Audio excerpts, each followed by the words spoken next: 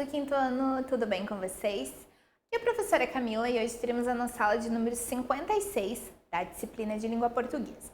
No ano passado começamos o estudo sobre textos versificados e hoje vamos continuar. Essa aula vai ser sobre textos versificados, segunda parte. Os objetivos dessa aula são recordar-se dos conceitos de texto versificado, poema e metáfora, discriminar versos e estrofes fazendo contagens dos mesmos em poemas, compreender o que é metrificação e refrão, percebendo estes aspectos em poemas, conceituar imagens poéticas, interpretando algumas, interpretar o poema Rosa de Hiroshima. Então, materiais para essa aula, lápis, caneta, borracha e o caderno da disciplina de língua portuguesa. Começando então, textos versificados, só fazendo uma revisão aí da aula anterior. Então, a versificação ou metrificação é o recurso estilístico relacionado com a técnica de fazer versos, né? Texto versificado a gente denomina aí também como a arte de fazer verso, né? Os versos são cada linha que formam os textos versificados, como esse exemplo aqui que a gente já viu na aula anterior. A girafa amarelada, tão bonita e pintadinha, alta como uma escada, mesmo assim é uma gracinha. Então, cada linha deste poema é um verso, ou seja, esse texto é um texto versificado.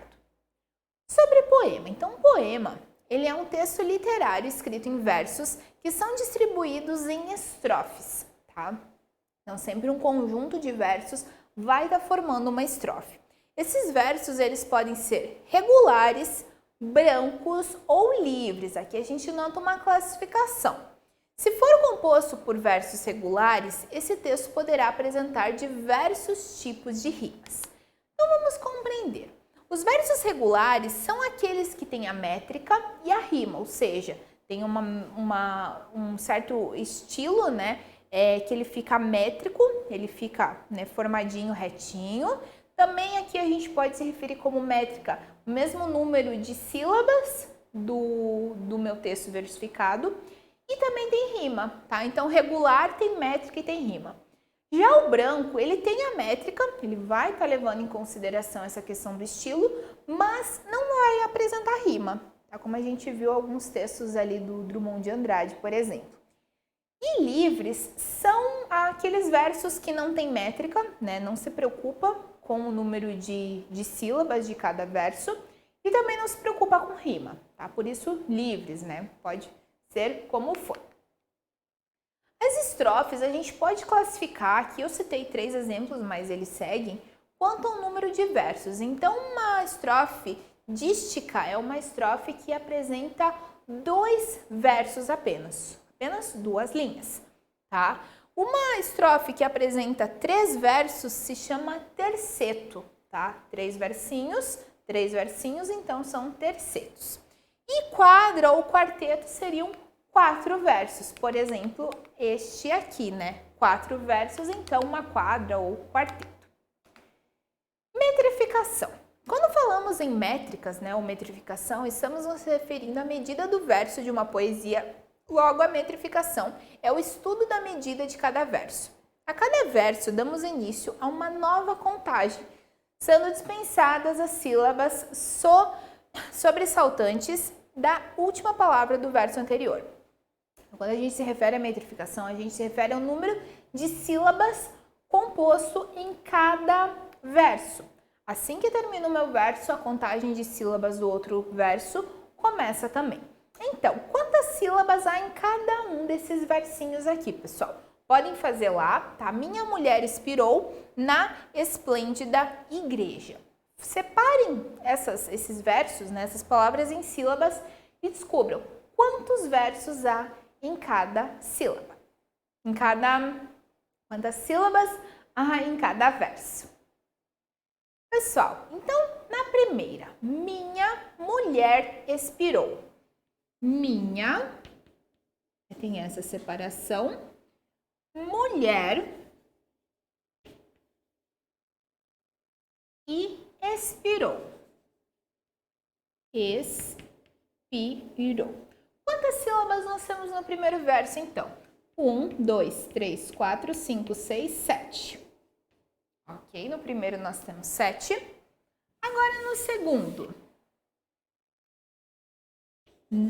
Aqui a gente considera uma sílaba, tá?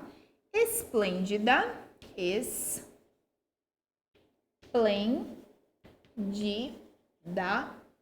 igreja. Igreja. Quantas sílabas nós possuímos aqui? 1, 2, 3, 4, 5, 6, 7, 8.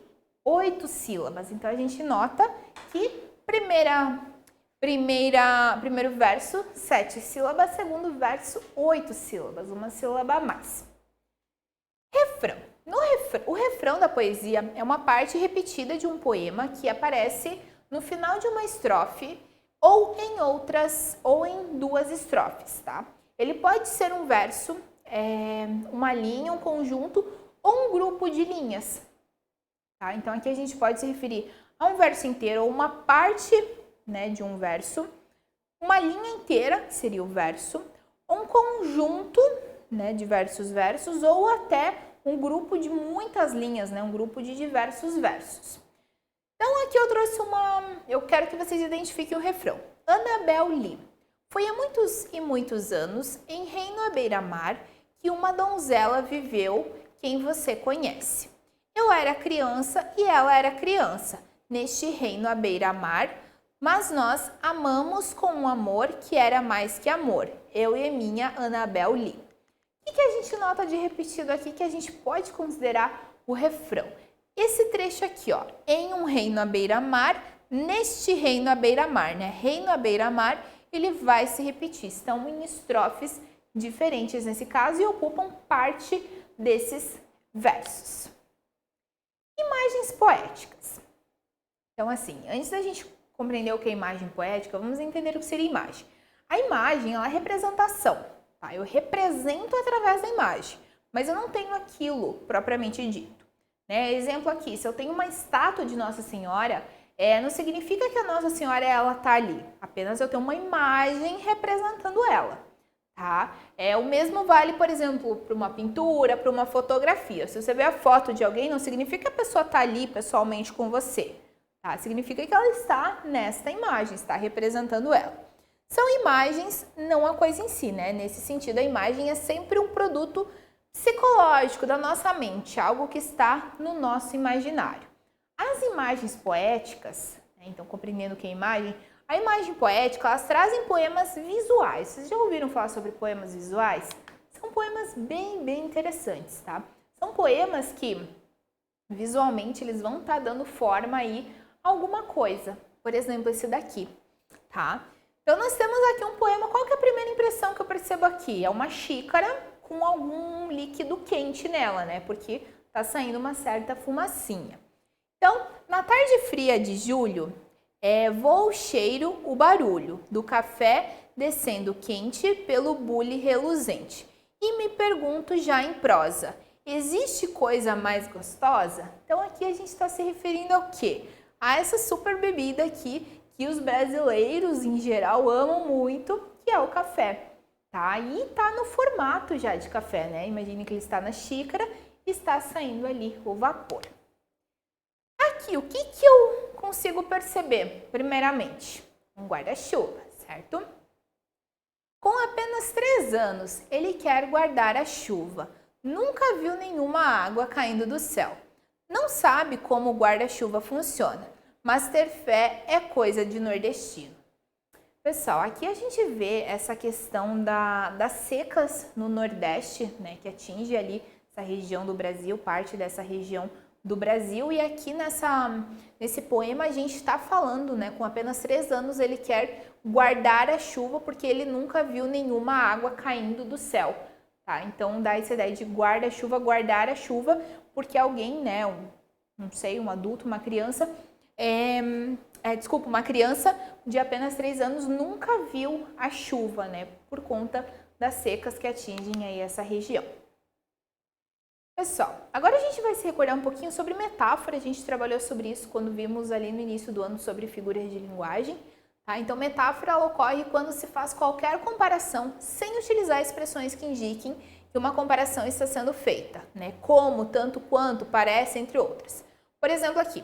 Maria é uma flor. Eu não estou dizendo Maria é como uma flor, ela se parece com uma flor. Eu estou definindo, Maria é uma flor. O que quer dizer esse Maria é uma flor? Querendo dizer que Maria é muito delicada, fofa, querida, tá? Isso seria Maria é uma flor. O rosto é o espelho da alma. O que seria? Não está dizendo o rosto é como o espelho da alma.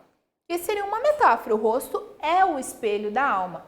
Então, o rosto ele reflete o que nós temos na alma. Então, assim, as metáforas elas utilizam o modo conotativo, tá? O modo figurado, não o denotativo.